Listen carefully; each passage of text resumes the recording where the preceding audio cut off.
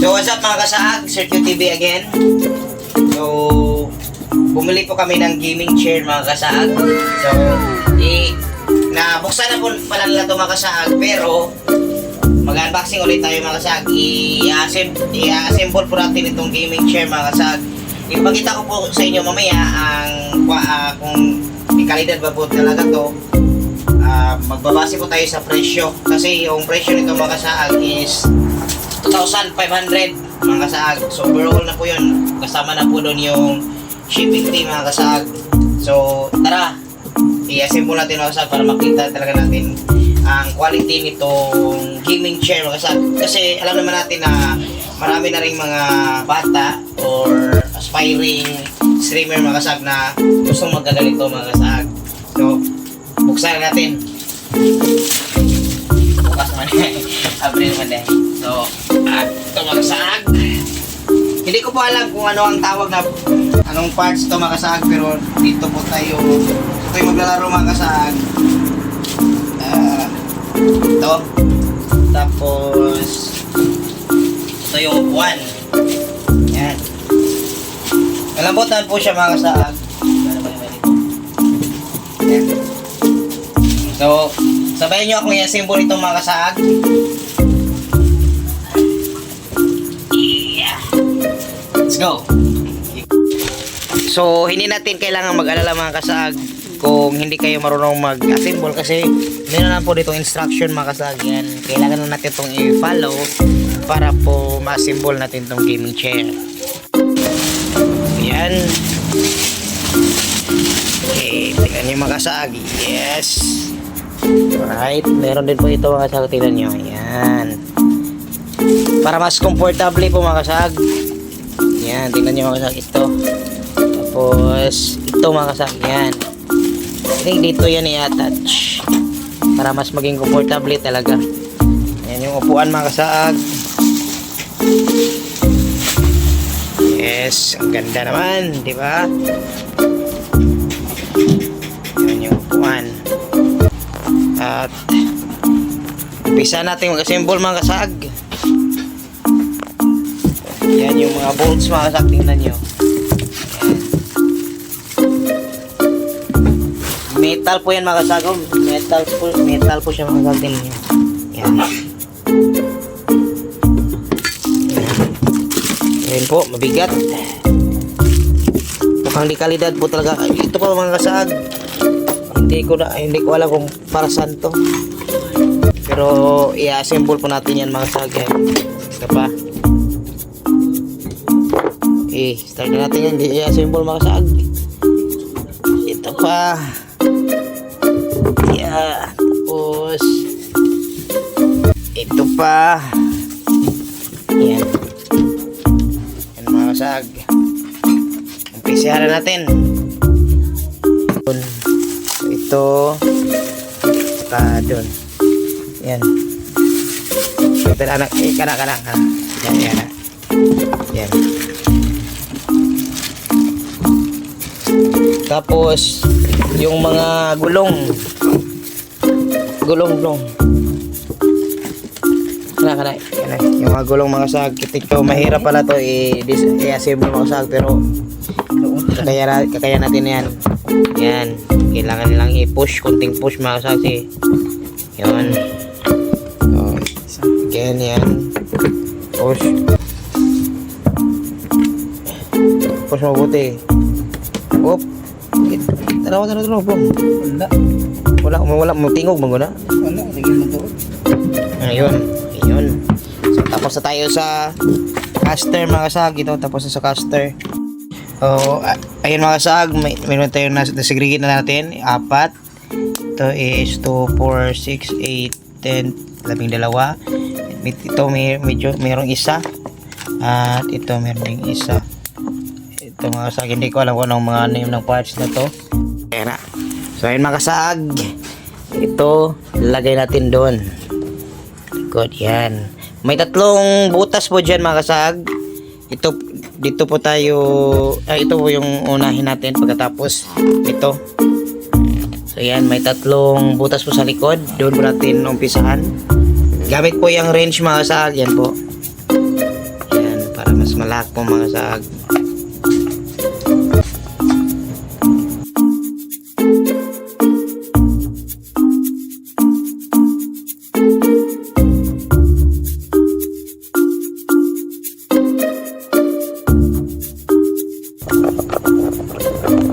Ito po yung forma mga sago. Tingnan nyo. Ito po yung bolt. Ano? Okay, so isi-set aside muna natin ito mga sag dahil unahin muna natin ito mga sag. So ito po ang isusunod natin mga sag. Ito at saka ito. Susundan nyo lang ako mga sag dahil step by step po ito mga sag. So meron kayong makita maraming butas. Pero ang unahin pa natin ito mga kasag is ito. Isa, dalawa, tatlo, apat. At ilalagay po natin ito mga sag. Make sure na sakto po talaga siya sa apat na butas mga sag. Ito. Ito po yung position ng mga sag or forma. No? Isa, dalawa, ito dalawang butas, tatlo at saka apat. So, nagamit tayo ng apat na bolt mga sag. Ito. Isa, dalawa, tatlo, ito, tatlo, ayan, tatlo, saka apat. So, apat na bolts mga saag at atin tong ilalak. Okay. Mahigpit po siya, kailangan ilak ko siya ng mahigpit mga saag, no? Pero hindi po yun talagang napakahigpit talaga dahil baka masira po. Yan. Dapat handle with care mga sag, no? Assemble with care. Ika nga nila. Yan. Okay. Ayan.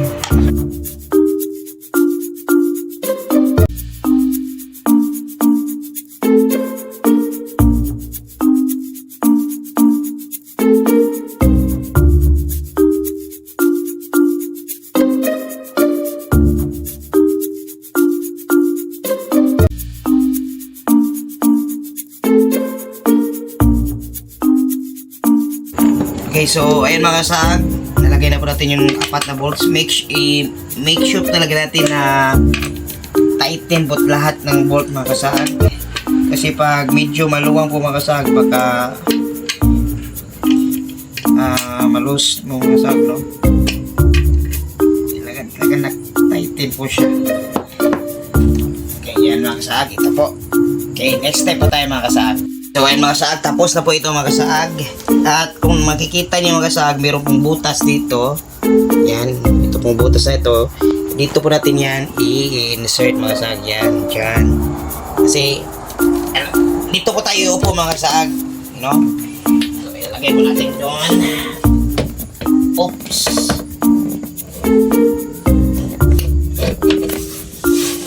Yan.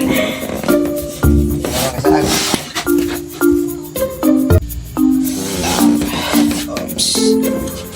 O yan. Yan, nag-move na po siya mga kasag. Tingnan nyo. Yan, dito pa tayo po. Okay, next step po tayo. Right, so nailagay na natin ito mga kasag. And kung napapansin nyo, mayroong butas dito. I-insert po natin ito mga kasag. Yes, mga kasag. Insert natin doon.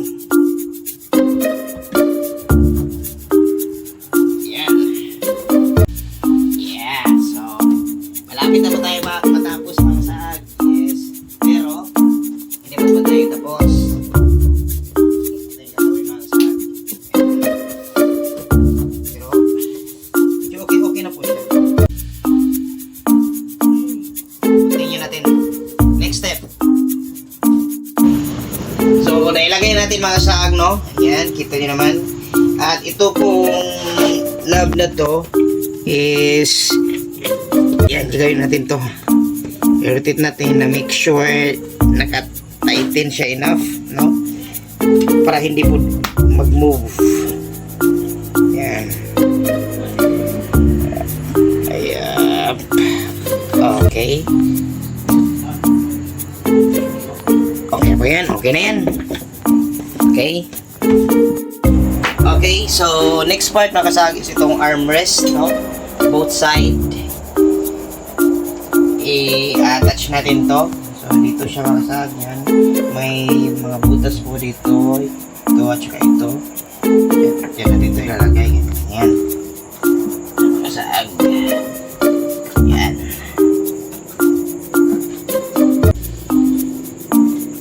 Okay. At saka sa kabila naman yung isa. Hindi po, naiwan. Yan.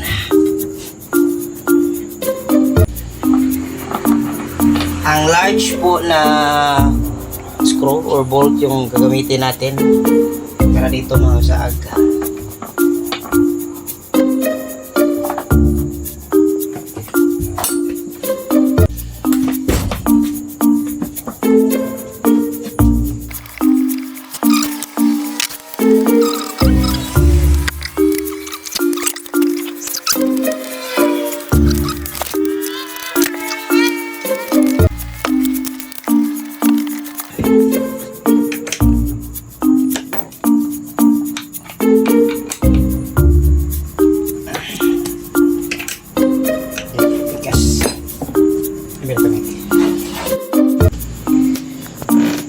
Okay, so ayun mga kasag, tingnan nyo the left and right armrest mga kasag, nailagay na po natin. Install na po natin, yan. Almost finished na tayo. So ang next is yun na lang mga parts mga kasag. So let's continue. So next step mga kasag, ang next step po natin is itong dalawang to. Ito po yung nagbigay sa atin ng comfortable mga saag aside sa gaming chair. Kasi pag nag-loading po yung game natin, so dito po tayo. Yeah. Yan. Dito po yan. Dito po yan. So i-set up na rin ito mga saag.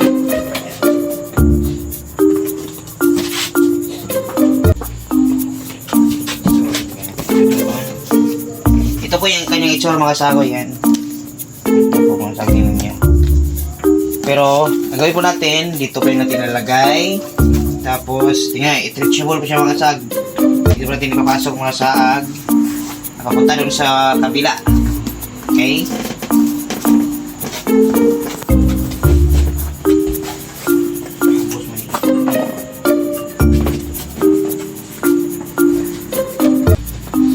Yan. Please.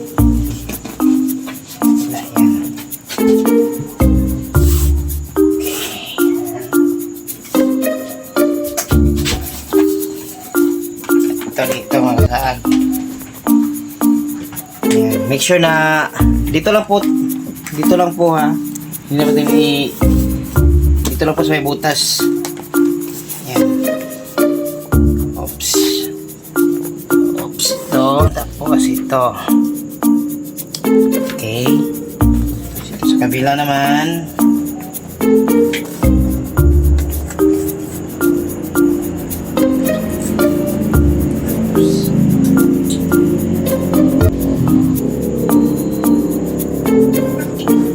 Ganyan po yung itsura mga kasalo. Tingnan na. Yan. At saka sa likod. Yan. So, tingnan nyo. Para mas comfortable po mga saag. At dito lang po sa ibabaw. Yan lang yan mga saag. Tingnan nyo. Bali no. Tad pala. Muna dito. Tad pala mga saag. Ito.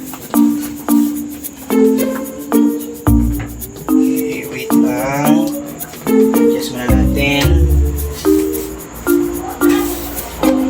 Okay. Mas komportable na mga saag. Pag 12 oras na kayo naglaro mga saag at gusto nyo umidlip, ganyan lang yan mga saag. Okay. Next step. So next step mga kasag is i-install na natin or i-set up natin ang footrest mga kasag. Meron kasing ibang gaming chair na walang footrest. itong gaming chair na nabili ng kapatid ko is merong footrest mga kasag. Meron kasing ibang streamer or gamer na mas prefer na mayroong footrest. So dito mga kasag, merong 4 na butas mga kasag, makikita nyo. So itong 4 na butas mga kasag, yan sa ilalim po yan ng upuan, 2,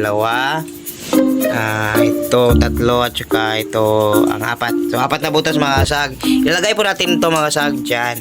Oops. Ganyan po mga kasag, ilalagay po natin yan. Yan. Tapos dito naman sa kabila mga kasag, ganyan. So i-install ko na po mga kasag.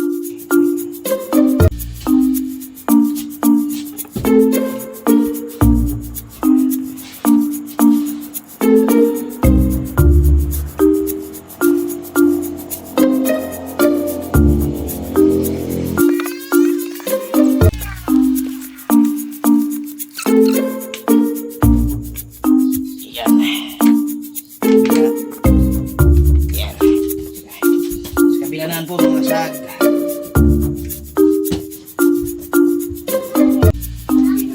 Same po yun po yung gagawin natin dito sa kabila, saka dito. Okay, tapos na ito mga kasag. Yung isa na po ang ating ilalagay para matapos na talaga itong footrest mga kasag. Okay, so next step mga kasag, para sa ating footrest, gagamitin natin to. Tsaka ito mga kasag. May 2 butas po dito mga kasag. Ito, 2 butas. At meron din 2 butas dito mga kasag. Ilagay natin ito dito. Oops. Make sure na yan, 2 butas po yan mga kasag. Gamitin natin last 2 bolts mga kasag. Screw. Yan.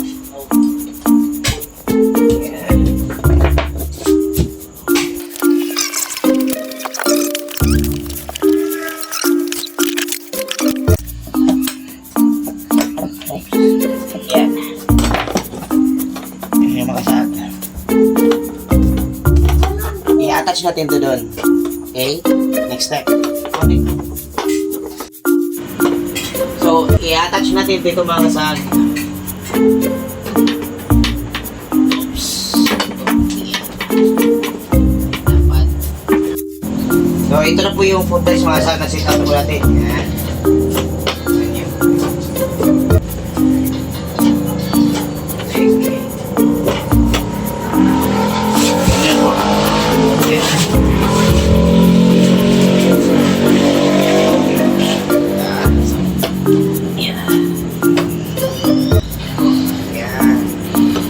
Nyo lang.